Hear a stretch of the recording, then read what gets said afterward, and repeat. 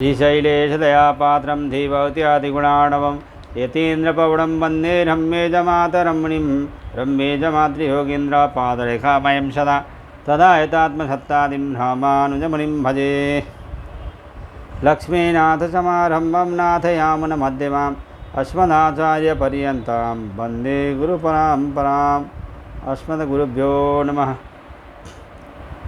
अथ प्रमितादिकरणशेषः। प्रासंगिकं परिसमाप्य प्रकृतमनुसरति। यहाँ तक प्रकरण में प्रसंगवश प्राप्त हुए उपासनाधिकार संबंधी विचार करके यह स्थिर किया कि ब्रह्म विद्या में देवादि का अधिकार है और शूद्र का अधिकार नहीं है।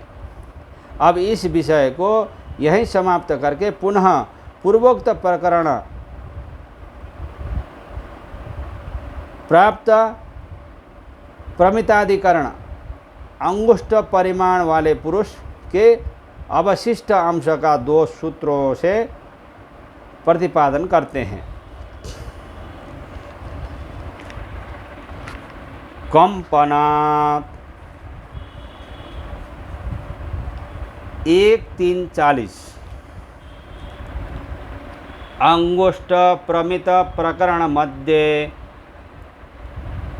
यदीदं किंच जगद सर्वं प्राण एजति निःश्रेतं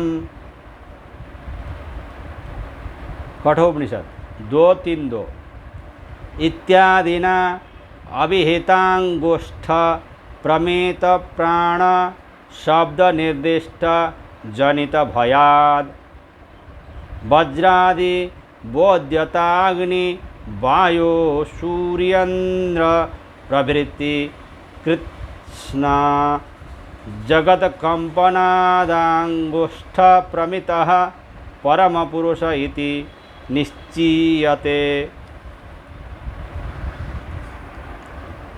अंगुष्ठ मात्र प्रमाण वाला श्रुति सम्मत अर्थ वाला परमात्मा ही है, जीव नहीं है।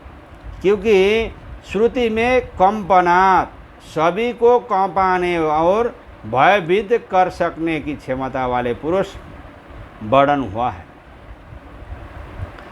अंगुष्ठ परिमाण वाले तत्व का प्रतिपादन करने के लिए प्रवृत्त प्रकरण के मध्य में कहा गया है यदीदं किंच जगद सर्वं प्राण एजति निःश्रेतं महद्भयं वज्रमुद्यतं एतद् विदुर मृतास्ते भवन्ति। अर्थात संपूर्ण जगत को जीवित रखने वाले प्राण परमात्मा में स्थित तथा प्राण परमात्मा से निकला हुआ यह संपूर्ण जगत यह समझकर कि परमात्मा की आज्ञा का उल्लंघन करने पर न जाने क्या अनर्थ होगा, उठाए हुए वज्रायुध के समान परमात्मा से भयभीत होकर कांपता हुआ अपने अपने कर्तव्य में लगा रहता है।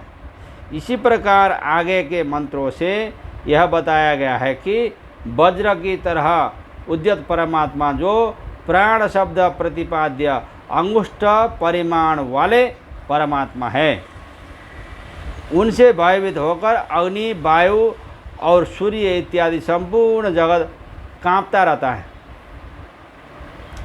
इससे निश्चित होता है कि अंगुष्ठ परिमाण वाले परमात्मा ही है, जीव नहीं है। ज्योतिर्दर्शनात् 1:3:41 तत्प्रकरणेन तत्र सूर्यो भाति कठोपनिषद 2:2:15 इत्यारभ्य तस्य भाषा सर्वमिदं विभाति कठोपनिषद 2:2:15 इति भाष्यशब्दाभिहितस्य अनवधिकाति सयज्योतिषो दर्शनाच्च अंगुष्ठ प्रमितः परम पुरुषः।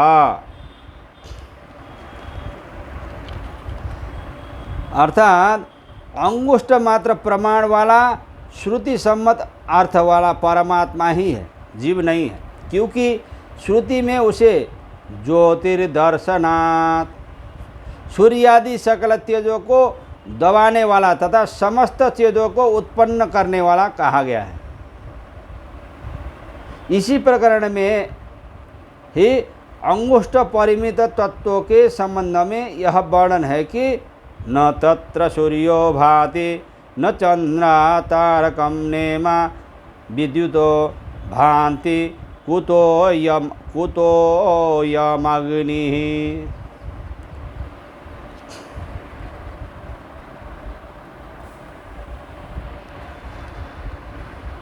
तमेव भान्तमनुभाति सर्वं तस्य भाषा सर्वमिदं विभाति। अर्थात उस अंगुष्ठ परिमित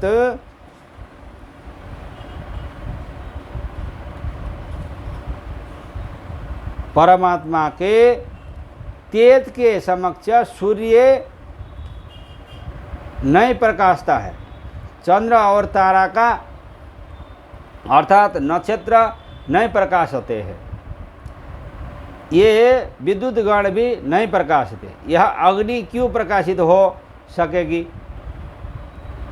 प्रकाशने वाले उस परमात्मा के पीछे ये प्रकाशित होते रहते हैं। उस परमात्मा के प्रकाश से यह सब प्रकाशित होते हैं, उन्हीं से प्रकाश लेके प्रकाशित होते हैं। इस प्रकार यहाँ सर्व तेजो युक्त द्रव्यों को आच्छादित करने वाले भास शब्द प्रतिपाद्य अपार उत्कर्ष संपन्न परब्रह्म रूपी तेज का प्रतिपादन होता है। इससे भी यही सिद्ध होता है कि यह अंगुष्ठ परिमित परमात्मा ही है, जीव आदि नहीं है। यहाँ पर पूर्व में बीच में ही प्रसंगवश आए हुए प्रकरणों के कारण जो प्रमिताधिकरण का अवशिष्ट भाग था उसे पूरा किया गया। जय श्रीमन्नारायण। श्री कृष्ण गोविंद हरे मुरारे, हे नाथ नारायण वासुदेव।